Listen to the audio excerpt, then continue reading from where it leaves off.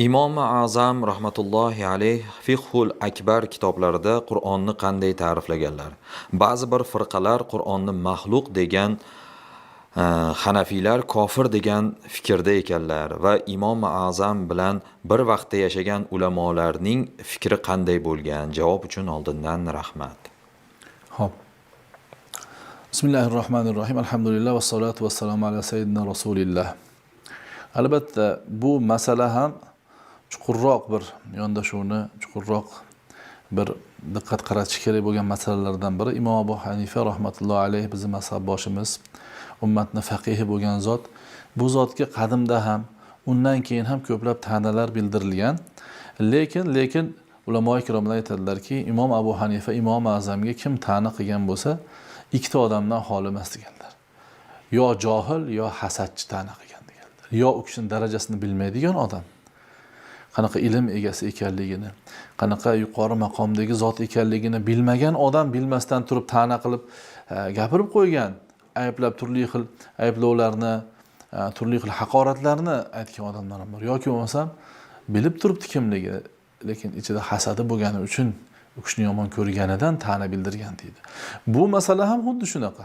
Imom Abu Hanifani masalan kimlardir mana iymon va amal bular boshqa narsa. Iymonli odam amal qilmasa iymoni turadi, to'g'ri. Amal qilishlik lozim, lekin kimdir amal qilmasa u iymoni ketib qolmaydi. Yo gunoh qiladigan bo'lsa dindan chiqmaydi, iymonsiz bo'lib qolmaydi degan masalasini olib turib, bu amalga qarshi chiqyapti, odamlarni amal qilishdan qaytaryapti, murjiya deganlar bor. Bu ham bitta tuhmat masalan. Xuddi shu masalada agar aytadigan bo'lsak, Imom Azam rahmatullohi alayh Fiqhul Akbar kitobida ochiq oyda aytib ketganlar. Alloh taoloning kalomi, Qur'on Alloh taoloning kalomi maxluq emasdir deganlar. To'g'ri, davomida gapni davomida u Alloh taoloning zotidagi kalom, u maxluq emas. Chunki Alloh taolo maxluq emas. Alloh taologa oid narsalar ham maxluq bo'lishi mumkin emas. Chunki kalomi maxluq emas deganlar.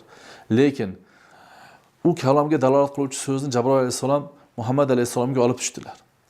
Va u kitoblarga yozildi. Biz tillarimizda o'qiymiz, qalblarimizga joylaymiz. Ana bu narsalar endi harflar, o'qiyotgan tovushlarimiz bular maxluq deganlar.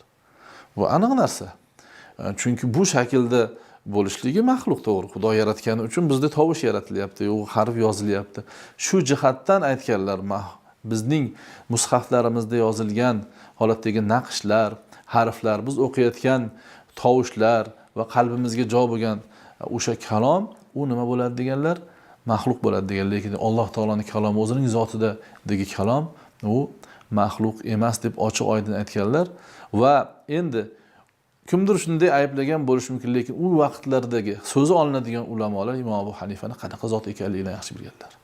Abdulloh ibn Muborak ummatning eng katta namoyandalaridan biri Abdulloh ibn Muborak. Imom Abu Hanifa adashishi mumkin bo'lmagan odam deb aytardi. Chunki oldida o'zi qanaqa zot u? Oldida turgan odamlarni sanab aytganlar-da, Imom Abu Yusufdek she'riyat, arab tili, qiyos olimi Imom Muhammaddek, qiyos olimi Imom Muhammaddek fiqh, tarix sohasining ulamolari, Imom Zufardek qiyos sohasining eng katta namoyandalari, Imom Zufardek buyuk aql sohiblari Hasan ibn Ziyod, Davud To'idek Xudoga yaqin bir avliyolar yonlarida shogird bo'lib o'tirgan dedilar. Agar bu xato chiqib qolsa, shulardan bittasi to'g'rilab qo'yardi dedilar.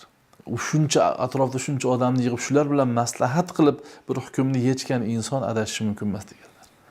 Imom Malik rahmatullohi alayh ustunni oltin desa isbotlab beradigan odam edi deganlar. Imom Shofiy eng katta mujtahid imomlardan aytganlar. İnsanlar, keyingi insonlar Abu Hanifani boqimandasi iyolun deydi. Masalan, bir odam bo'lsa, boquvchi bo'lsa, katta xonadonda erkagi bo'lsa, uni bola chaqalar bo'lsa, xonadonda ular uning ayollari hisoblanadi. Olib kelgan narsani yeb ichib o'tirgan insonlar hisoblanadi. Fiqhda xuddi otadek qolganlar u kishidan bir narsa olib foydalanib, shu orqali oyoqqa turgan odamlar degan ma'nodagi gapni aytganlar Imom Shofiy rahmatullohi alayh. U zamondoshlari Sufyon Savriy deymizmi? Avzoiy boshqa zotlarni u kishi borasidagi guvohliklari endi kitoblarda shunday yozib turibdi. Bu joyda maqom sig'dirmaydigan holatda shu manoqiblarga oid kitoblarni o'qilsa, buni hammasi ma'lum bo'ladi, hammasini o'zlari o'qib bilib ko'rib olishlari mumkin. Allohu a'lam.